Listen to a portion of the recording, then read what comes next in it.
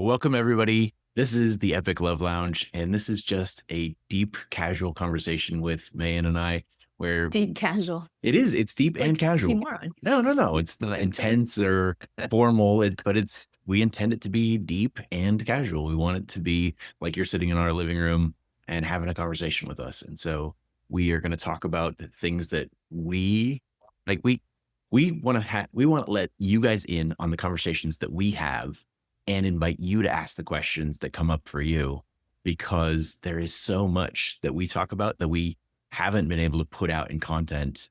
And it seems right to just make it to where it's an invitation for you to come in and have your input and have your questions answered, and speak into your life. And you teach us what we need to know about what you're going through so that we can be better coaches. So we are so thankful that you chose to spend time with us tonight. And with that, I'll like your 2 cents.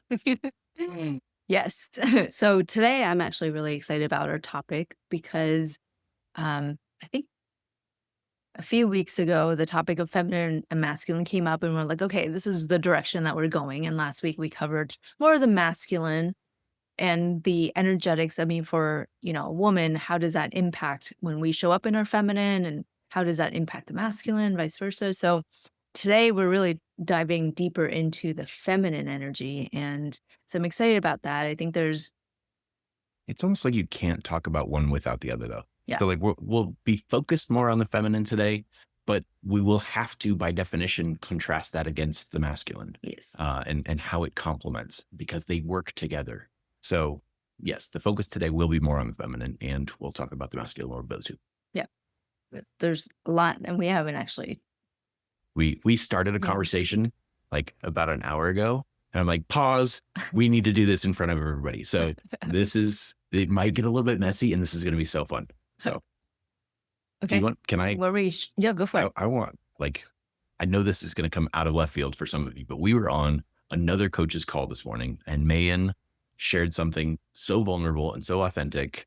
And when we were talking about what we were going to talk about on this call, she's like, I think I might need to share something about that. And it caught me completely off guard because I didn't know where you were going with it. And I loved what you said Mhm. about the masculine container that we were in with that other woman's event Yeah. earlier today. So share whatever you want to share, and then we'll go from wherever it goes. Okay. Yeah. So we were on this call, this coaching call, this group coaching call with another coach, one of our coaches, mentors. And the topic was all about slaying shame is what she calls it. So what are the things that, we feel shameful about, things in the past, maybe we've worked through, haven't worked through. And it brought up some things in me that I wanted to ask a question and share. And so I did. And in sharing that, I got emotional. And this was like a group of, I don't know, 70 women that I had never met before. This is my first experience in that group, in that space.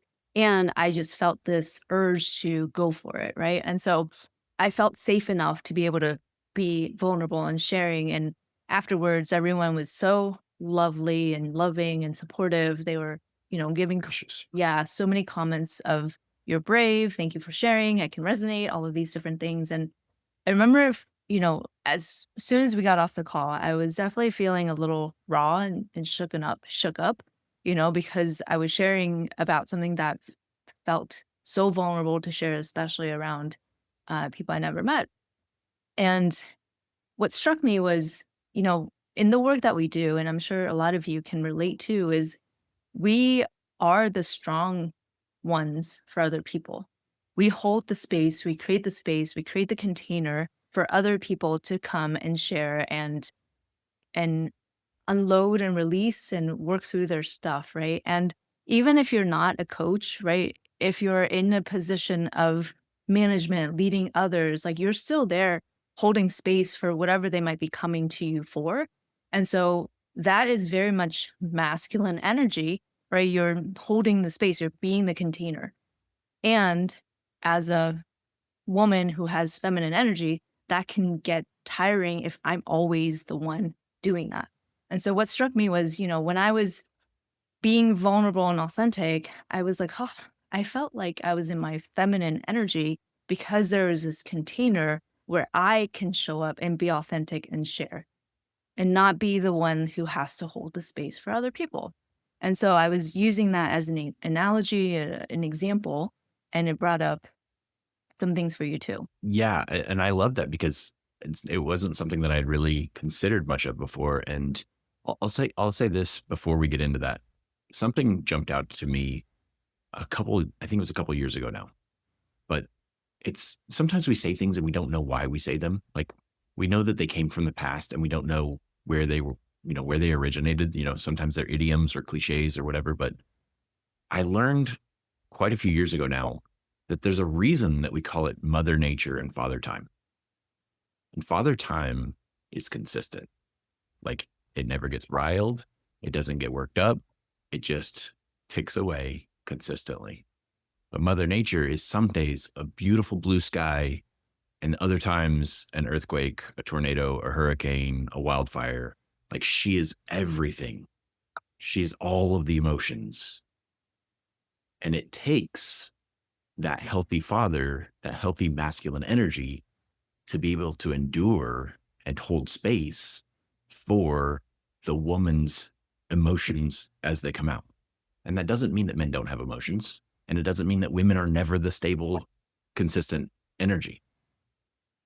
Those are just truisms that we get to remember, that sometimes we need to be in the masculine and we need to be solid and grounded in our emotions. And sometimes we need to have the space that is holding that so that we can let those emotions out. And so I say all that to just say, I think, and I'm going to toot my own horn a little bit here because I've done some work. Man Mayan affirmed this earlier. Like I create that space for her most of the time. Like she knows she can bring whatever. And she also knows, and she saw this on Sunday, that sometimes I have to be emotional and I get to share things and she gets to be the safe space. And I will say this right now. There are a lot of women who I hear tell me that they want an emotionally available man, who I have seen like basically castrate men if they shared any emotions.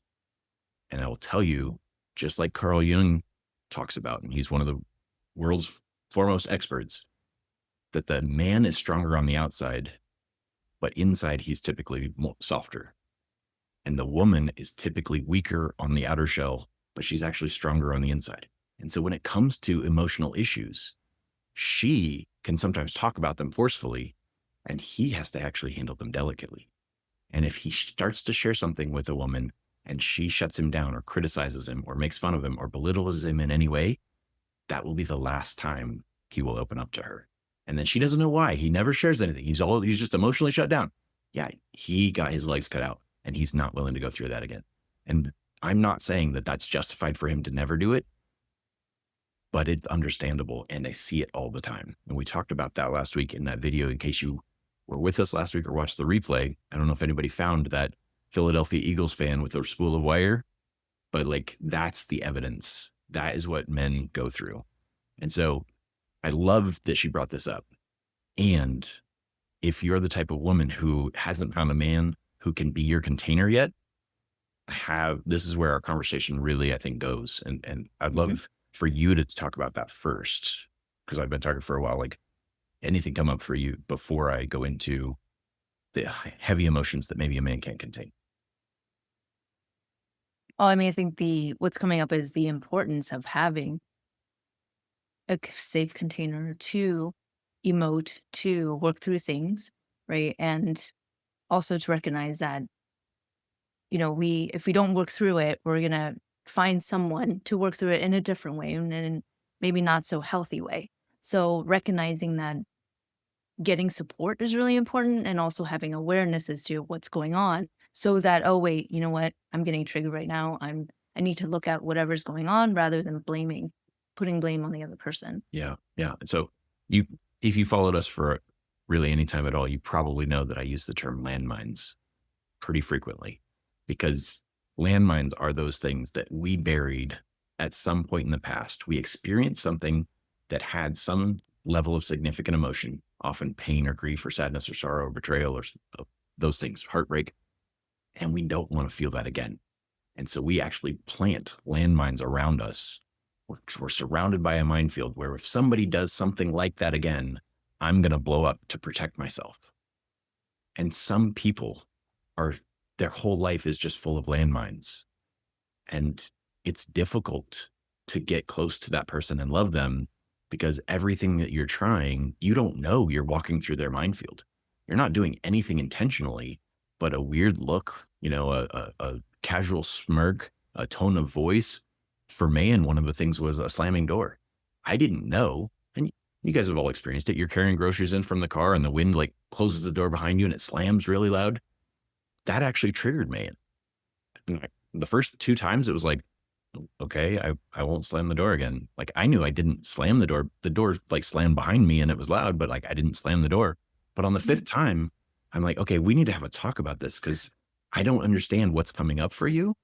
And I know I'm not intentionally slamming the door. So what's going on? And we were able to figure out what the root of that was. And she had made it mean that a slamming door was an unsafe and an unhappy home. That's certainly not my intention, but I was creating it accidentally. And I will probably still create it accidentally in the future because there's no chance I'm never going to let the door accidentally slam behind me again. And if she doesn't deal with that and we don't deal with that together to get to the root of it, we're going to have that fight often. And she's going to feel like we live in an unhappy home. And that's not a healthy place to be. Yeah. Yeah, exactly. Do you wanna go back to what you were gonna Sure. share about I just want to masculine? give you a chance if you wanted to add anything to that. No, I'm good. So here's what came up when Man brought that up about the masculine container. Sometimes the masculine container can't be your man because sometimes the emotion that is down there is too big and too heavy, and he doesn't have the training to deal with it. I think it's a nice coincidence that the 4th of July is coming up. And in Arizona now, for the last couple of years, fireworks are legal to buy on the street corners. So anybody can go buy them. And those are little bombs and they are dangerous.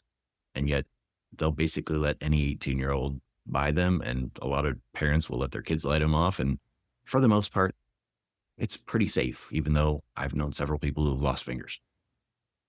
But some of your emotions are significantly more powerful than, and that man that's in your life, he feels like he's going to get blown up when he's trying to hold space for you.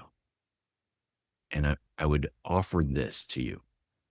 If you have seen that you have some of those big emotions and some of the men in your life either haven't been big enough men or strong enough or emotionally mature enough to handle your emotions, that's where we call in the bomb squad, right? Like not every man is trained in how to cut which wires to bring that bomb down to where it doesn't actually damage things. And if you are that bomb, like you're holding those emotions, and most of the time they're fine, but occasionally they just get out of control.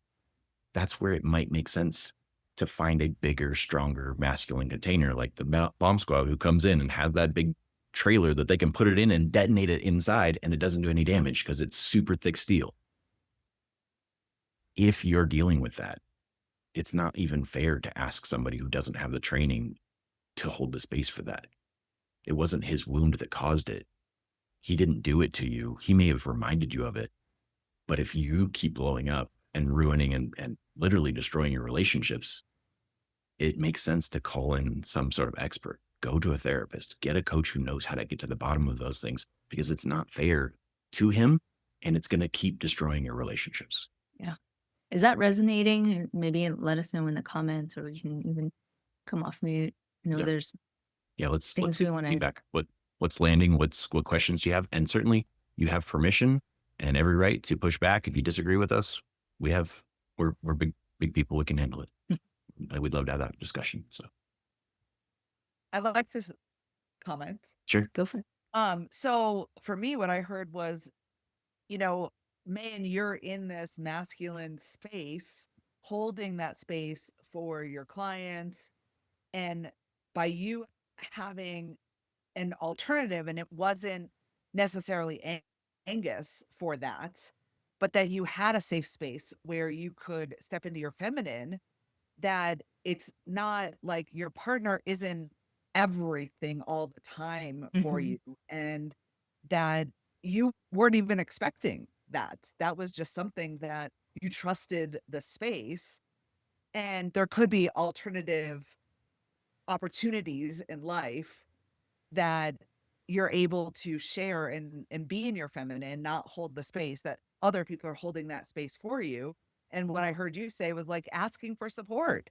And it doesn't necessarily need to come from your significant other. Yeah. Yes. Yeah. Yeah. Yeah, perfectly said. And also I just lost it. I'll just say, just to be perfectly clear, I was in the room when she shared it, and everything that she shared was nothing new to me. Like, she had already felt safe to share it with me, but she had never felt safe to share it publicly.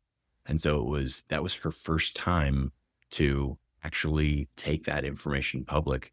And the coach on there said something that I had not heard before, and I loved it. Mhm. And she said, and I think this will apply for a lot of you, because sometimes I hear women like, well, you can't say too much on the first date because sometimes it'll overwhelm. There is a balance. And as she put it, she said, there's a difference between privacy and secrecy. Not everybody needs to know everything. You don't have to share everything right away. And if you have secrecy where you feel like you have to hide it, Or it that's comes not from a fear right. of That's not a healthy thing, sharing. right? Yeah. So if you feel like you can't share it with anybody, there's something there that it may be time to look at and see if you can let go of that. But then, yeah, use your discretion. Who you don't share, as the Bible says, you don't cast your pearls before swine. Like, you don't just like tell everything to everybody. Not everybody is that safe place. Even other women are not the safe place to share everything with. So you have to use some discretion on when to be private about things. But it is incredibly powerful to be in that space where you are safe. And even as men, like, when you find that group of men who creates that safe masculine space, and you can share the shit that you endured as a man, like, that is an amazing environment. And so if you haven't found that place yet, that person that you can go to that holds that space for you, that's an amazing thing to look for and to find. And Mayan is incredible at it, to Yeah, each her and own. I'll thanks. And I'll add to that, it felt amazing to be held, to be like in this, I don't this like bubble of hugs, like there were people there that I felt like I was being showered with love and nurtured and all of these things. And I guess my one of the reasons I want to share this is because if you haven't experienced that, or if you don't have access to that on a regular basis, I invite you to look for opportunities so that you can let go and soften and be taken care of, be supported, be held. Yeah. And I think some of you already know this about us, and some of you have picked up from the first two videos, the first two calls that you may have watched via replay or been with us. Like, that's what we are intending for this to be. Not that we have time for it to be a full therapy session where everybody gets to say everything that they want, but we want to give you. I'm going to pause before I say this next part. Just in the chat, if you would, I want you to take a minute and think. I want you to consider, just do right now, but if you want to, you can do over your whole lifetime. I want you to think of all the couples that you can think of. Like, go through your little, if you remember the ancient term Rolodex, like, go through your Rolodex of every couple you ever remember. And I want you to think about how many couples, if you could have their relationship, like, if you could be one of those partners, you would love that type of relationship. And I want you to put it in the chat. Let us know, how many couples do you think have that 10 out of 10 amazing relationship? You would love to have their relationship. We're talking about real people, like, Yeah, real people. Yeah, like we'll stay away from. celebrities, not fictional. I mean, even if let's stay away from celebrities, because a lot of that is just what you see You don't know, like, photographs of. really, yeah. And let's stay away from fictional characters too. Like, we don't need to go Princess Bride or anything like that. Danielle says Mangus. Thank you, dude. We are my favorite couple too, so you're not alone. But yeah, put it in the chat. How many couples can you think of that had that 10 out of 10 relationship? Because I want to talk to that for a minute. Do we lose everybody? Is anybody still here? Did we put them to sleep? I do tend to thinking ramble. so hard. And you don't have to name them. You can if you'd like. We will honor them if you do. But yeah, just put a number. Is it 2? Is it 3? Is it 10? Is it 15?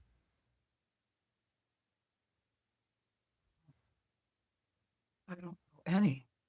Mm, As you guys are typing, I'll just say that the numbers don't surprise me. I did an unscientific study about 3 years ago where basically everybody I met, every conversation I had, I asked this question, and I never heard more than 4. yeah, and in the chat that tracks, right? So 3, 1, 3 couples, all older, maybe 1, 3. Yeah.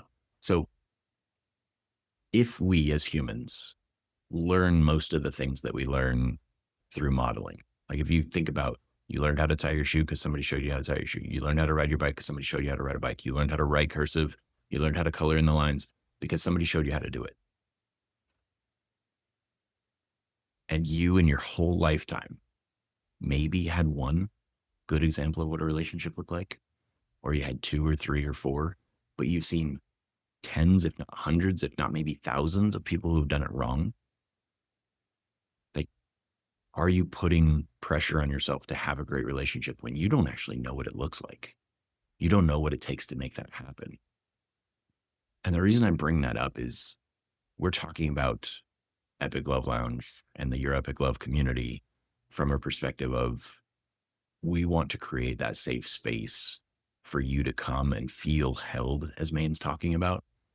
But not only that, we want to create a safe space for you to come and see what real relationships look like, where we can talk about, oh, we had a conflict. We don't call them fights because we don't swing. Nobody's bashing, Mhm. holes in the walls or anything like that. But we do have conflicts occasionally. And as I always say, hidden within every conflict is an opportunity for deeper connection. And so if you haven't witnessed what great relationships look like, and you now recognize that void in your history, in like your learning, like your repertoire, I encourage you to plant here. Like, make yourself consistent here where you can learn what it looks like to have an argument, to get to the root of issues, to hold space for somebody, to create the safety for a man to open up and be vulnerable and hold that for him so that you can see and allow him to become emotionally available. Like, how to flirt, how to have fun in the relationship, how to be in your feminine and speak in a way that inspires him to step into his full masculine, into his full leadership. There's nothing more exciting than 2 people who are in that partnership where she feels like she can do anything because she's supported, and he would do anything for her because he loves the way that she looks when she feels that way. We want to create that for you so that you can see it, so you know what it looks like, so you know how to become it in your relationship and attract that healthy partner in, and then create something epic that when somebody asks them that question, somebody asks your friends, your neighbors, your relatives, your children, hey, who do you know that did it well? They'll think of you. Like, I want you to inspire your world. We all know that the world needs more love. And we all keep looking outside, thinking somebody else needs to do that, that we need to get the government to regulate love. No, it starts right here with us choosing to A, love ourselves, and then B, love each other really, really well. That's Yeah, I love it. And we were just talking earlier this week about how our mission is to support people to live a life, it's better than create a life, yeah, that is better than their wildest dream. And we see that with our clients. Like we've been talking to some clients lately and creating testimonials lately. And that is the sentiment. That's what they're sharing with us is like, I didn't even know this was possible. yeah. And we want that not just in love, but like especially in love, but in every area. Yeah, absolutely. Ada, who's on this call right now, shared that she was just going back and rewatching some of our dating by design videos. And Ada will say, without mentioning their names, two of your friends in that dating by design space that did breakthrough sessions with us within 7 days, both of them within 7 days of doing the breakthrough session, attracted their ideal partner. And we have now interviewed both of them. The testimonials are coming out. We're editing those right now. And Oh, both that's of them are in amazing relationships that they can't believe the quality of the man that they pulled into their life. We can believe it mhm. because we know the effect when you do that work and you show up differently. You attract a different guy that like, you kind of think maybe, hopefully he's out there. No, he is out there and he's just waiting for you to let go of that stuff, that old baggage, those old belief systems, step into the full feminine you, not leaving your masculine behind because your masculine does amazing stuff, but also you've been leaning too heavily on that masculine crutch. And it's time to step into your feminine as well and allow him to step in and be a man in your life and create something amazing. So I feel like we've talked kind of still a lot about masculine. Uh-huh. Let's go back into some feminine, like what it Yeah, looks what like. it really is. Yeah. And Sharon does have her hand up, so Oh, I wanna sure. Let's go, Sharon. Good. You got to go. Yep. Oh, yeah. I broke up with somebody last Thursday morning, Okay. and I started a relationship with him about 3 months ago, and told him I wanted to keep meeting people, and he was welcome to also. But I fell into a sexual relationship with him because he was complaining about past girlfriends that didn't give him sex, and he was spending a lot of money on me and doing favors for me. Um, as I was getting to know him, there was some well, he wasn't the perfect person, but many wonderful qualities. And then he kind of blindsided me and said that he met this woman, he took her out on a date, and he was going to be getting involved with her and ended our sexual relationship, but wanted me to stay as a close friend, which I tolerated for about 11 days. But the thing I want to bring up, because it has to do with the feminine energy, he's told me, and this will give you a gauge of why I don't want to stay with him. He referred to her as being stupid a few times to me, that what would he talk to her about? That, well, it was like different concerns. But so I'm thinking, why did he give up what he had with me? And when he showed me two pictures of her, one was her profile and another was her with some famous guy that she dated for a while. And the thing I saw in that second picture was that she looked like in a feminine space, receiving, like that. It was like the epitome of that. And she has said to him from the beginning, "What about this other old girlfriend? Are you still having sex with her?" And he said, "No, I won't have sex with her anymore." So she put demands on him. I wish I could have heard it or visually saw it. I don't know how she did this, but I saw this side of him, a faithfulness, sexual faithfulness that I didn't know would be possible. I've had so many men cheat on me. Okay. And I'm like left with, I want that. Mhm. Like, I feel like I like to see, how did she do that? Especially when, he finds me much more attractive and all this other stuff. How did she pull that off? Gotcha. It's like, how did she place her demands or her needs or whatever it is? How did she say that he was so true to her afterwards? Like, he wanted me to go to his birthday party that she wasn't going to be at, but he Sharon, I'm really gonna just go ahead. just gonna ask, like, did you have a question or are you Yes. okay? How I want to know how Okay. going forward, it's like I've attracted a lot of men. Thank you, Angus, for telling me last year that men would beat a path to my door, because that definitely happened this year. Good. And it was like that. Like, now I want to switch. How do I do want somebody to be monogamous, and she's not letting him have sex she has like maybe 6 months. How do you set that up that the man will still stick around? Like, how, Mm, well, I don't yeah. want a sexual Okay. relationship. Okay. Great question. And I love this. And I think, first of all, I'm sorry that you went through that. And I believe that we all go through things for a reason. And sometimes when we're in the midst of it, we actually had this conversation on Sunday. I had a kind of an emotional conversation with Mayan where I have come to the point of realizing that everything that we go through, when we're in the midst of it, it feels so painful. Don't know why we're going through it. No, I do know. And I get this. Yeah. and there is a reason that we're going through it. We just can't see. It's like if you were watching a movie and you see what's happening in other scenes, and it's like, but the main character can't see it, right? He doesn't know what's going on and what's unfolding, but you can kind of see where this is going. That's us. We're the main character. We don't know the script. We don't know what's coming, but there's something that's going to come that this is going to relate to. And I love that you're sharing this now, because this is going to be something that most women don't know. And I'm going to try and say this as gently as I can, but as a woman, you're not unique in having sexual desires and wanting to have your body cared for and loved and those needs met. And men will often manipulate that, and they have needs and all that stuff too. But I will tell you, even when they tell you contrary, that they need sex and that they, all these other things to try and get sex from you, it is a paradox, because as soon as you give it to them, you tell them how much you value yourself. And if you don't have that commitment from them first, if you haven't developed that relationship, and I don't know anything about her other than what you told me, but she has a value on herself where she's not willing to give that. And that actually is so intriguing to a man, because it's like, if I can't get it, I want it even more. And by the time that he's invested enough in her and shown her that he's committed enough to her to earn it, to where she's like, okay, now I'll give you this gift. Now he's so invested, and not every man is, because there are broken ones and there are sociopaths and all, but most men, by the time that they've done that much work, they've seen enough of her heart.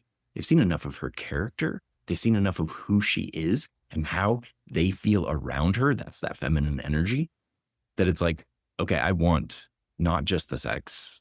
I want her. I want her in my life. And so when we shift as women, when we shift that belief that we have to give sex to keep a man happy, we're literally doing the opposite. We're telling him that we're cheap, that we don't value ourselves. We're giving away the gifts too early. And he's like, I can get sex from somebody in 2 to 3 weeks anywhere. Thanks, but you've shown me you're not that valuable. And when you know your value and your worth, he wants to keep pursuing you, because it's like, well, she actually sees herself as valuable. She must be more valuable than I know yet. So I get to figure out what's valuable about her. And it just intrigues men. And that is part of self-love. It's part of femininity. But it really is part of really, truly knowing your worth and your value, and expressing that in a way that really captivates a man's attention. Do you want to add anything to that? No, I think sometimes it's hard to hear that, because like I'll speak for myself. There were moments, interacting with men while I was dating. It's like, maybe he's different. Maybe, I'm the special one that he'll kind of act a different way, right? Like, he's been acting these ways with other women, but maybe with me, he'll be a different person. He'll grow up. He'll be more mature. So there's that kind of thinking, but that makes a lot of sense what you're sharing. Yeah. Yeah. It's like I said, it's a paradox, because they'll tell you the opposite. And it is an unconscious test. They're not playing games with you. They're not really testing you. And frankly, even some of them don't know this about themselves, that they want somebody. We all want that trophy wife as men, but that doesn't mean we want the blonde bombshell. We just want somebody who's incredibly high value. And if you show me that you're not high value by the way that you treat yourself and take care of yourself, you've now shown me that you're not worth me spending and giving my life to, laying my life down for. You're just another woman that will give me stuff and fall for my lies. Actually, men really like it when you don't fall for their lies, when you don't fall for their bullshit, when you can, it doesn't mean you have to be harsh. In fact, you can be quite playful. And that's really captivating. If he's saying something and you can, instead of shutting it down, you can play with it. Listen, buddy, I know my worth. And if you want some of this, you get to show me that you deserve it. Okay. You don't have to be harsh about it, and you can shut it down in a playful way. That's even more captivating. So thank you for bringing that up. Really appreciate that. I hope that helps. Ada, you got a question? Well, in the religious world that I'm investigating, there's no sex, nothing, no kissing, no this, no nothing. Nothing. Sure. Is that what we're talking about? So Mayan and I, we try to honor other people's models of the world. We have our own belief systems, and we're happy to share them anytime somebody wants to ask. And at the same time, we honor whatever you're coming in with. And so, She's asking, do men like kissing, all of that? Is that all considered what men, if you give that away? Is that what so, you're asking, Anna? Yeah. so I would say one of my favorite experts that I turn to a lot is Dr. Pat Allen. And one of the things that she says is basically no penetration until you have a level of commitment, monogamy, and you understand like the more intimate things. Unfortunately, in today's day and age, sex is one of the least intimate things that people do.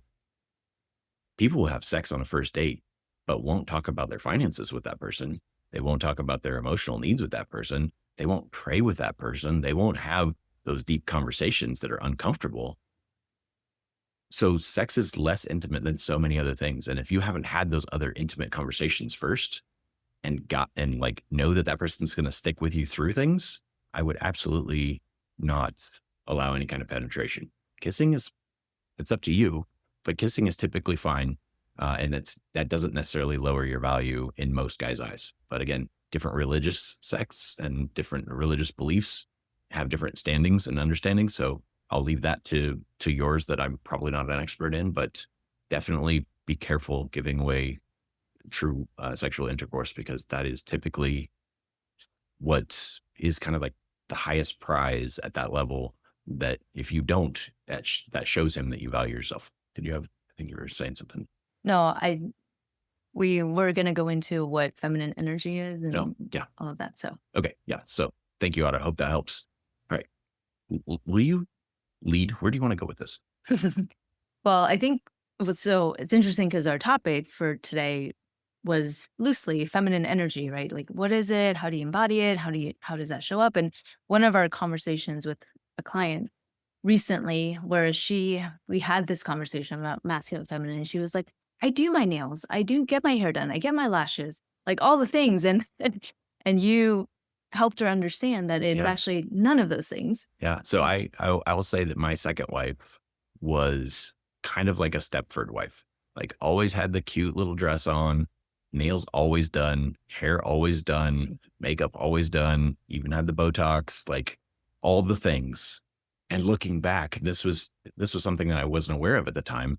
But looking back, she was almost never in her feminine energy.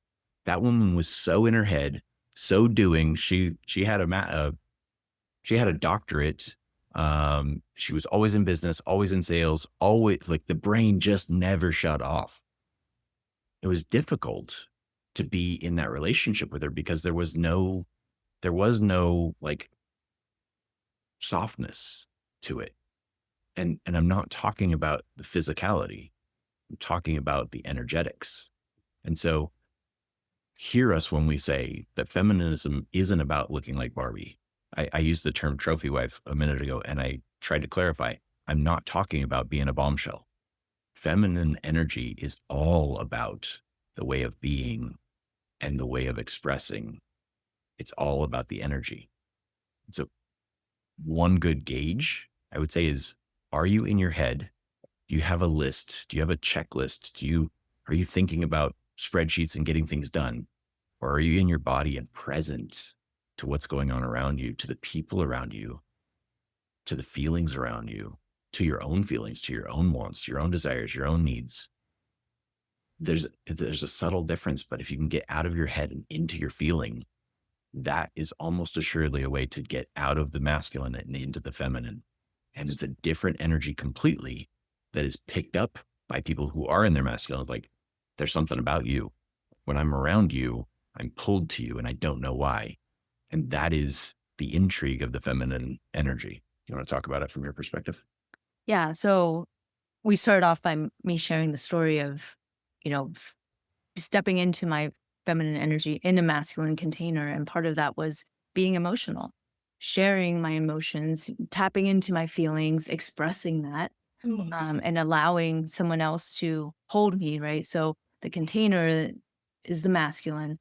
There's also like the direction, like the masculine is driving, we've got goals, we're, doing, versus the feminine is the being, the flowing, being creative, following our intuition. This is what this is what I feel like doing, so I'm going to follow that.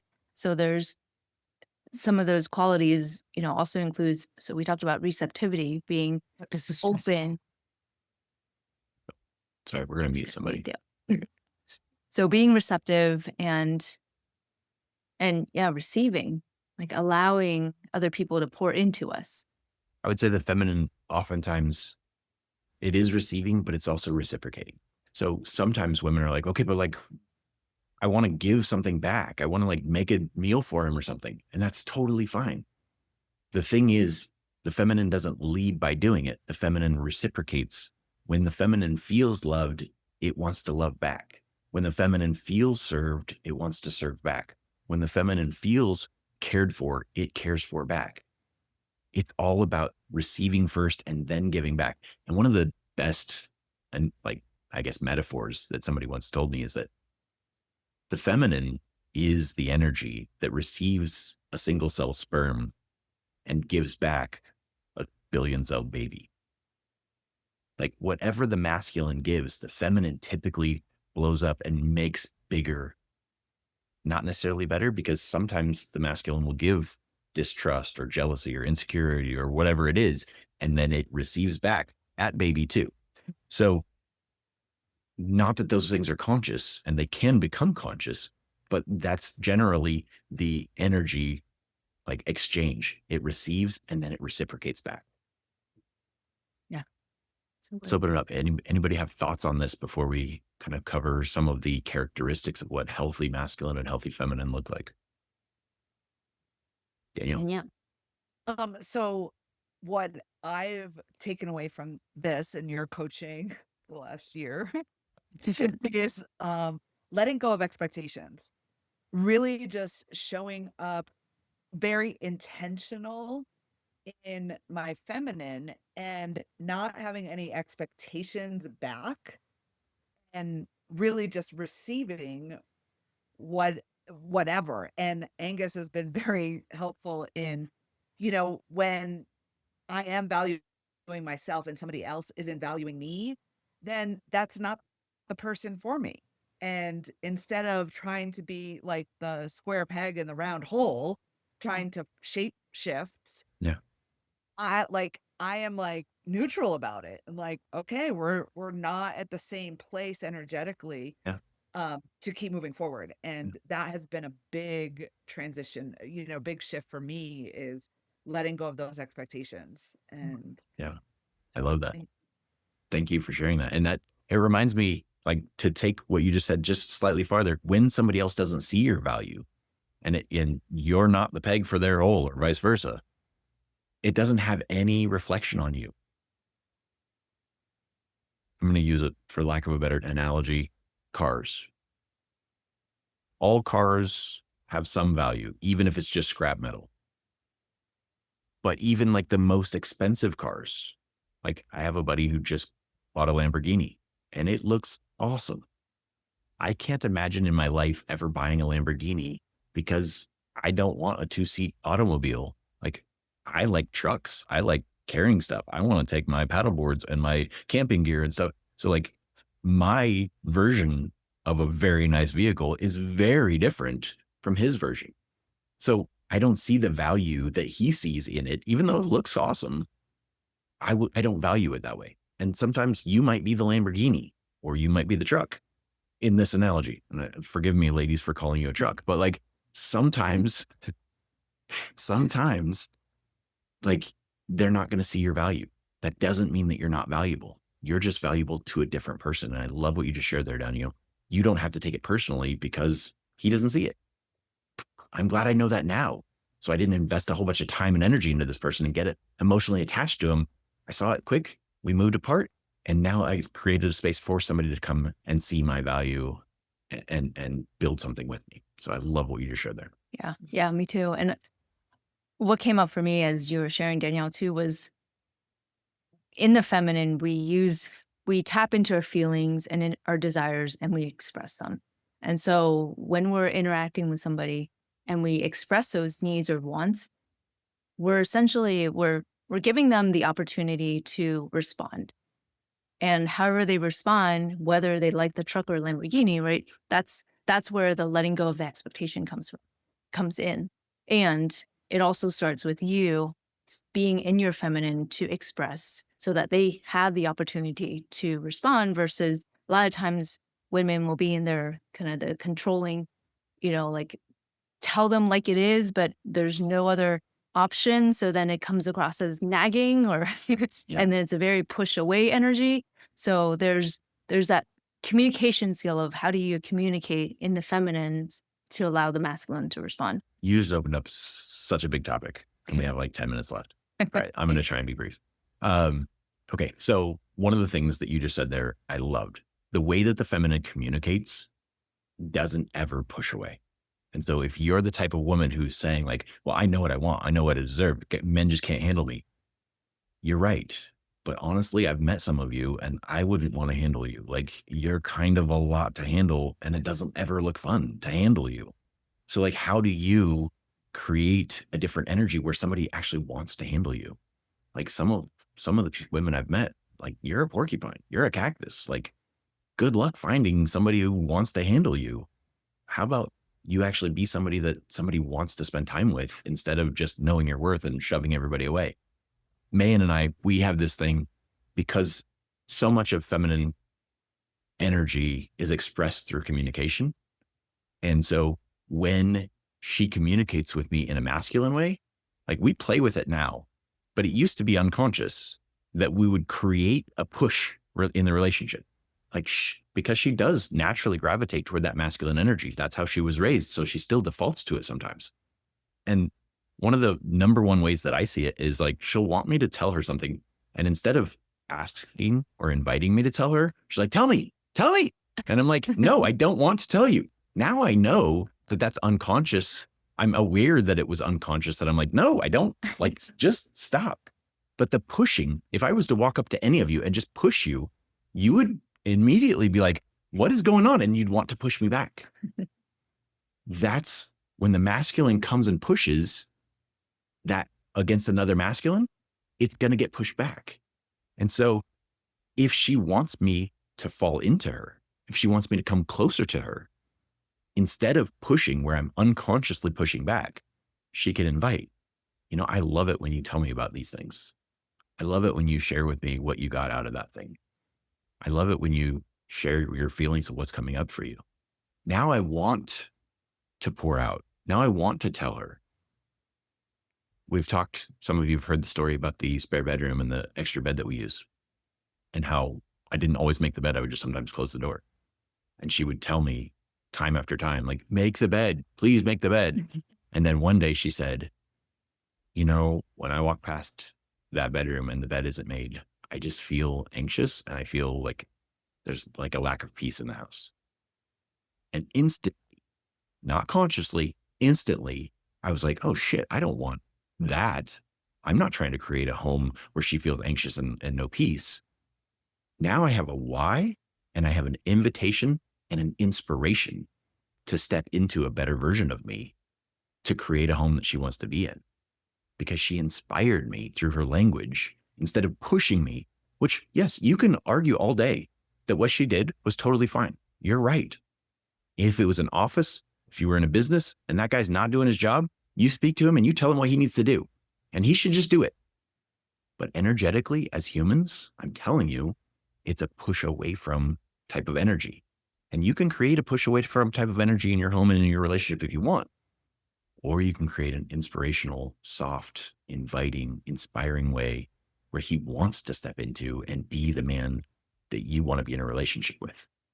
And so with the femininity, how I'm going to try in these last few minutes to summarize a few key things that you guys can take away. The feminine speaks in words like, I want or I don't want.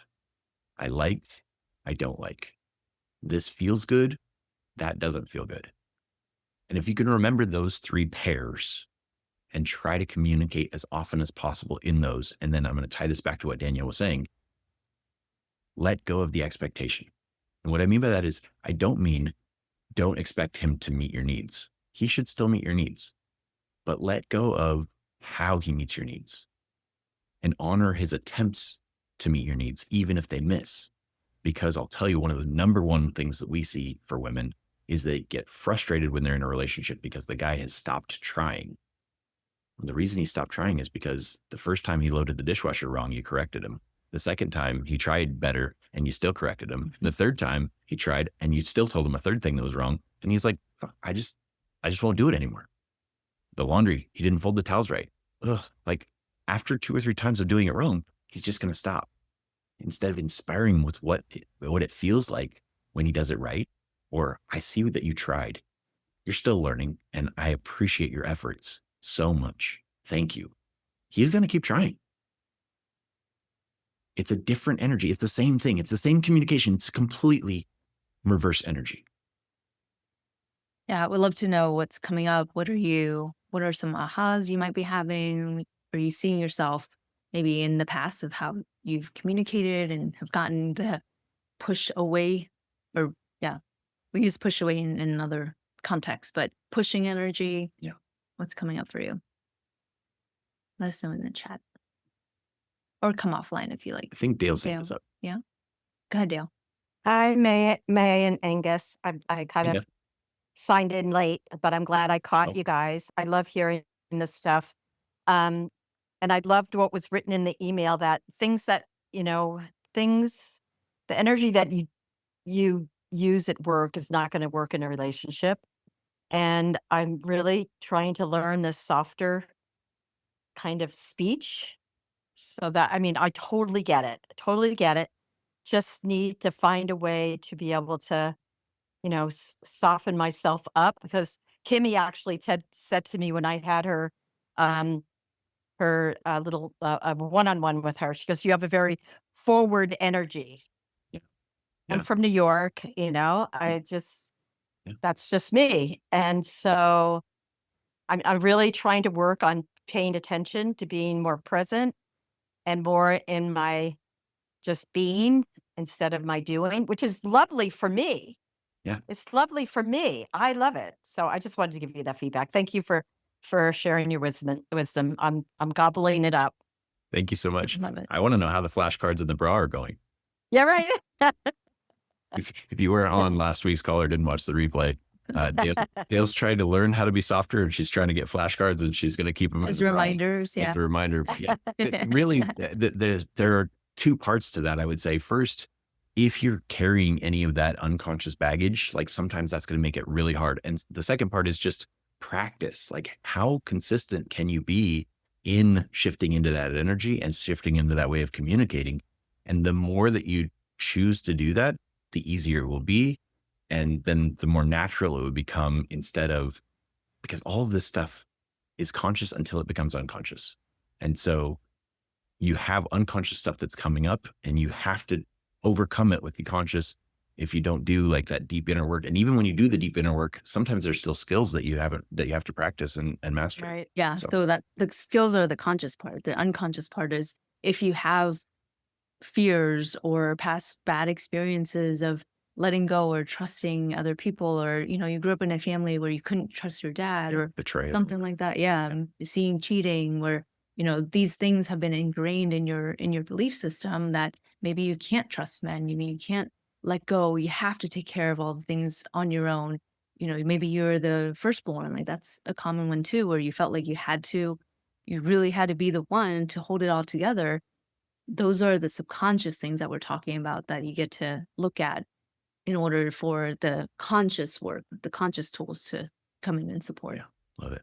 I want to. Angus, could you give the 3 lines again? I like, don't like, I want, I don't want. What's the third one? Who Feel. can answer the question?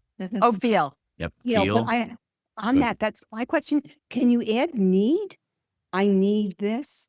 Is that okay? Or You can, but need typically is it has a connotation of demand. okay. So it still feels like you're forcing it. Like you can express a need in a way, because a lot of the things that we're talking about are and can be your needs.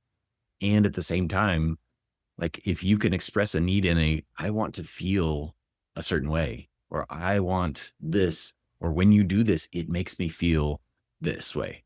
Like, and as much as you can, go toward what you want instead of away from what you don't want. That's a whole conversation for another day. But if you can go toward what you do want to feel, like that helps him see, oh, this is the direction we want to go, instead of, I don't want to do that ever again. I don't want to feel it. Well, that leaves all these other directions that he has to now try and figure out which way to go. So I hope that helps. I want to honor, Thank you so much. yeah, no, our pleasure. I want to honor the fact that it is now 6 p.m. Pacific. So we are trying to keep these to an hour. We want to honor your time. If anybody needs to go, we fully understand. And there's a couple of questions in the chat. And so we'll stick around and answer those. And I see Mary's got her hand up. So where do you want to go next? We can look at Kat's Okay. Kat's question. So Kat, you're welcome to come on camera, Kat, if you'd like. But we'll read your chat question here. What if you're with someone with extreme ADHD and you know they want so badly to connect, but they're just not capable? You use all the techniques, but it's for nothing. They are well intentioned, but can't execute. It's a great question, Kat. And obviously, ADHD is a big and broad diagnosis. And so for that, there's a couple things I want to say. First and foremost, I would, if you suspect that there's an actual brain issue, I would encourage you to check out somebody like Dr. Daniel Amen and maybe get to one of his clinics and have a SPECT scan, because sometimes there is something going on in the brain that's actually preventing him. And especially if you have, I'll just say this, ladies, if you have a partner who wants to make you happy and wants to connect to you and something's not working, like you have a diamond in the rough. Like he's genuinely trying and it's just not working. Don't give up on that man easily, because a lot of men don't genuinely care and don't genuinely want that. So help him get the help that he needs. And so sometimes it's a nutritional deficiency. Maybe he can't methylate vitamins or something like that. That could be such an easy and cheap fix if you got the right tools. But sometimes you have to figure out what's deficient that's creating that. It's my website. There you go. Yeah, check out Sharon's website. Functional medicine health coach. Yeah. And then the second thing I will say with that is sometimes we have to figure out workarounds, and that might not be something that either of you have the skills to do. But scheduling a time with somebody who specializes in that kind of stuff that can maybe give you some new ideas of workaround techniques and ways to create different opportunities. One of the things I say, did I talk about last week? The orientation, like sitting shoulder to shoulder. Did you guys remember that? We did. Yeah. Yes. Sometimes it's just positioning yourselves differently, where you're not face to face, to create a more intimate conversation. Because sometimes that looking across eye to eye can create such intense feelings that now I can't look in your eyes, and now I'm looking away, and now I'm distracted, and now I want to connect, but I also can't handle the intensity. So now I'm over here and, oh, look, there's a car pulling in the driveway. And you see what I mean? Like, I don't know what he's going through. I don't know what the workaround is, but don't give up on that, and see if you can find something that will help with that. Because I want you to have that great relationship. And the fact that you're here, I honor that. And the fact that he's trying and wants it, like there's something there that's worth fighting for. So get some help, and we'd be happy to have a conversation with you guys at some point if you want. Okay, and thank you. Yeah, no, I'll definitely, I definitely want to take you up on that. Awesome. Yeah. Thanks, Kat. Thanks for joining us. Yeah. All right. Do we want to go to Mary first or Autumn? Let's go to Mary. All right, Mary. Hi. It's what you guys have shared is very helpful. Thank you. Especially feminine energy. I have probably a lot of that energy just based on the work that I do.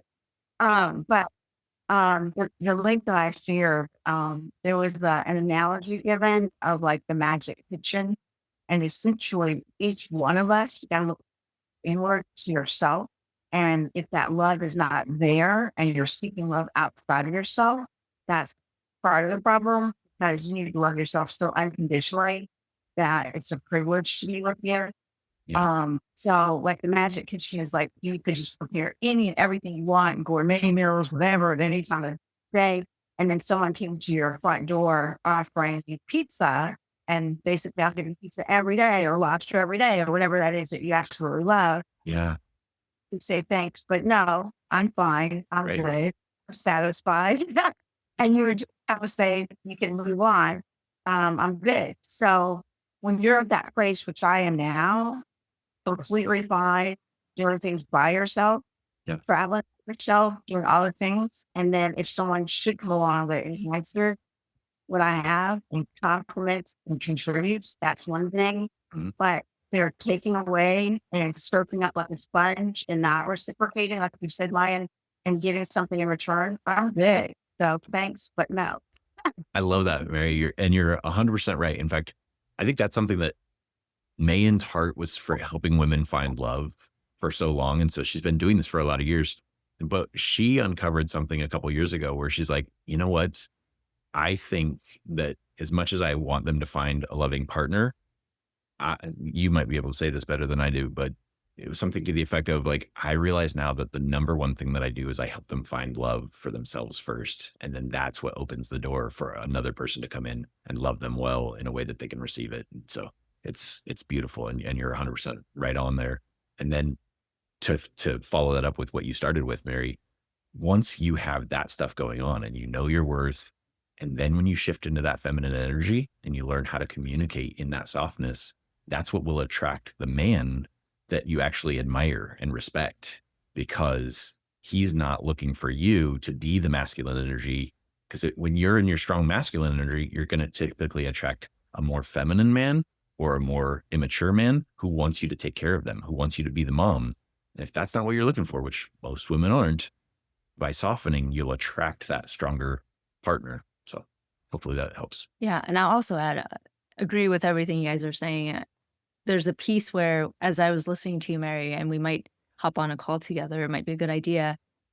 If there is any type of, I don't want a sponge, I don't want to attract somebody who's a taker, who is not going to contribute. I have to pull the weight, right? I'm carrying the weight for, like, if there's any kind of that, what we call away from energy, That's a good we're point. not actually moving towards the beauty of what can be the possibility. We're actually trying to avoid that type of experience. That can also get in the way of you attracting the type of partner or even meeting or seeing the type of partner that you want. I think we talked about this in episode 1 with the horror movie.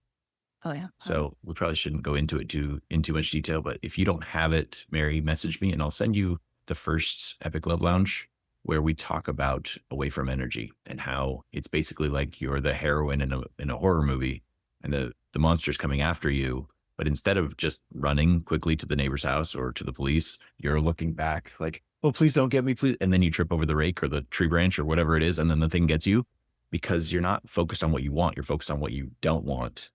And every time you're focused on what you don't want, that monster is going to catch you. Thank you for sharing, though. We appreciate it. And that was, she's a pro. Did you see how she caught that? Love it. Awesome. All right, where are we going next? Ada?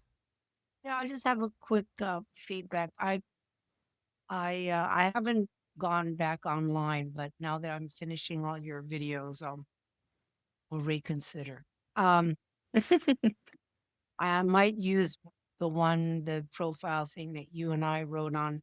In the meantime, somebody else wrote me something too, Okay. which I thought was cute. I just want a confirmation on what just happened for myself. I was on a virtual speed dating, Okay. which was not that cheap, because of, I wanted to be meeting someone in my faith.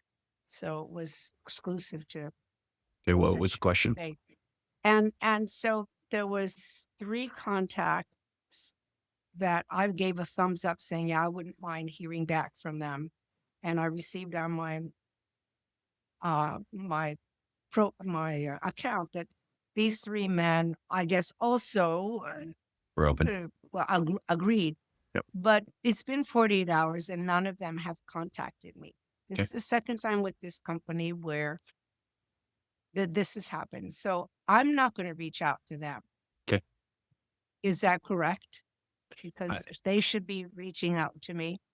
I would definitely typically advise that you stay in the feminine and Right. allow them to initiate and lead. And at the same time, this is where it can get fun. And this is where some people would try to argue. And I'm going to tell you that they're right, because sometimes the female leads, but in a different way. And so there are maybe some ways that we could create where we inspire those men to take action. And so we would have to get creative on this, especially with it being. But I don't want to do that. I've been told this so many times, and I've been nice and I've been inviting. And whenever that happens, it's usually a waste of time. Okay. So I'm just not going to answer. And the only reason I'm asking is I don't want to be creative, and I don't want to figure out how to do it, because my feeling is if they were interested, they would have said hi at least. Yeah.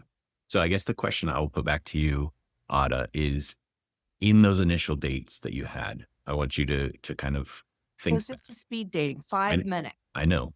In those initial I mean, in those initial 5-minute dates, Yeah. who could you have been that could have been more captivating, where they could not wait to be in your presence again, where they could not wait to have another conversation with I don't know. And I think I was, I think I was perfectly charming and captivating.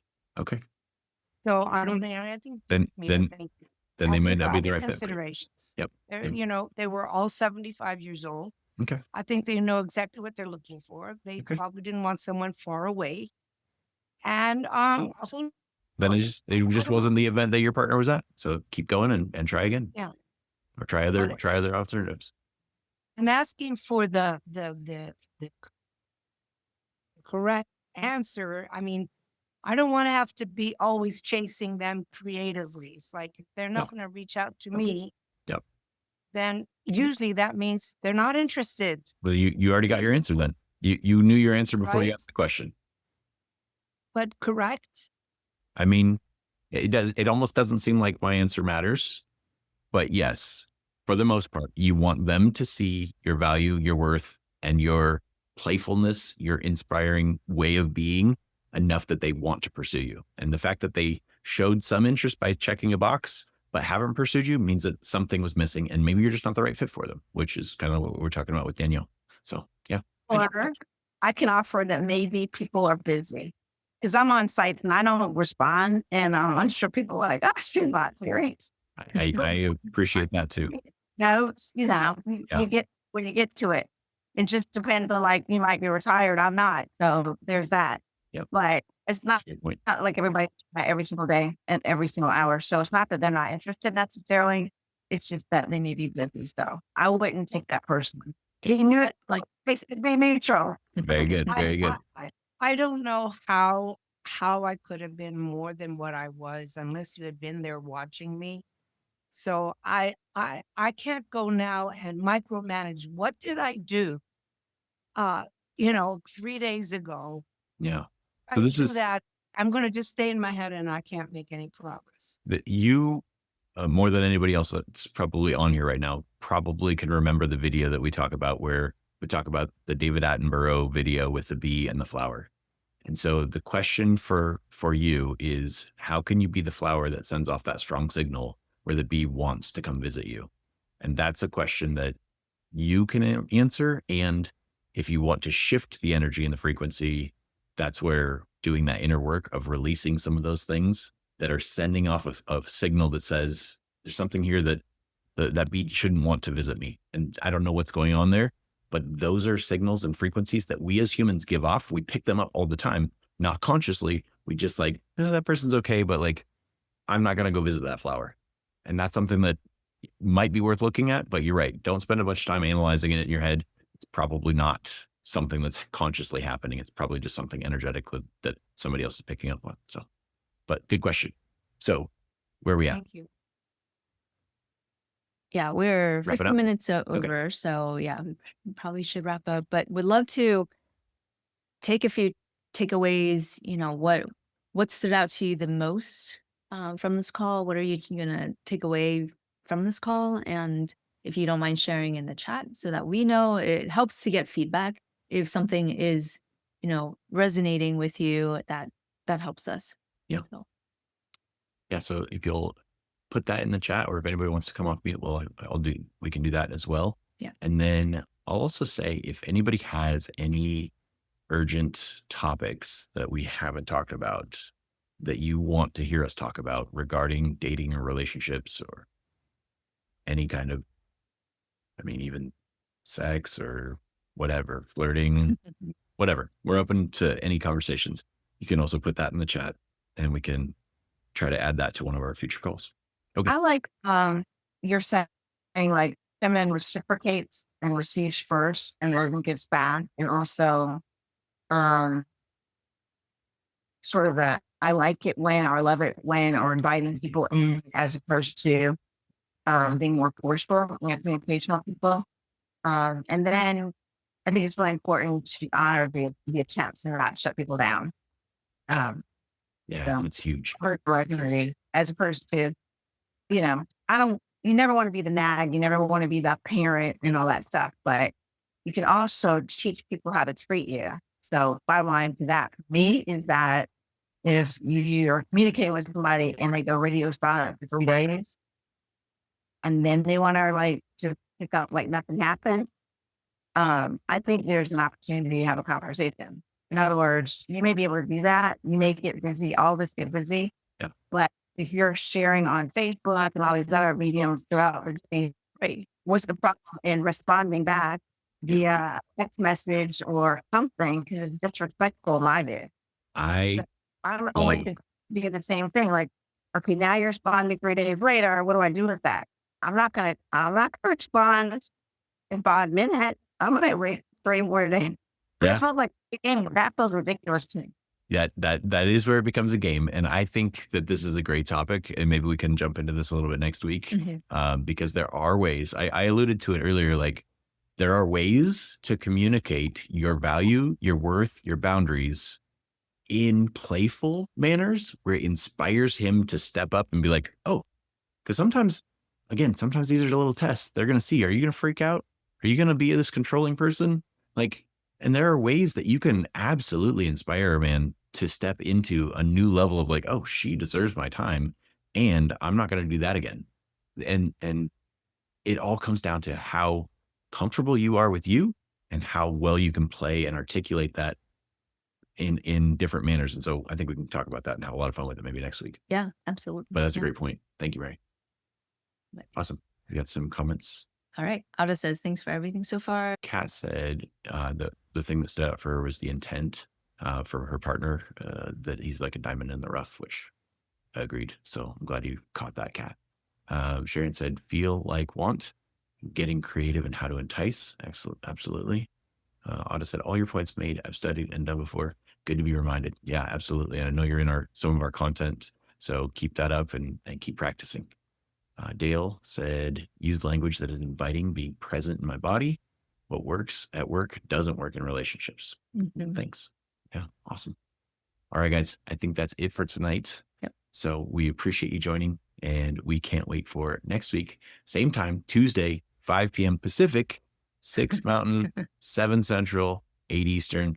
Hopefully that helps, and we will see you. I look forward to another conversation soon. All right. guys. Bye, everyone. Thank you. Good night. Thank you. Thank you so much. Thank you for all you do for us. Thank you. Bye-bye. Bye-bye. Bye. Thank you. You're welcome.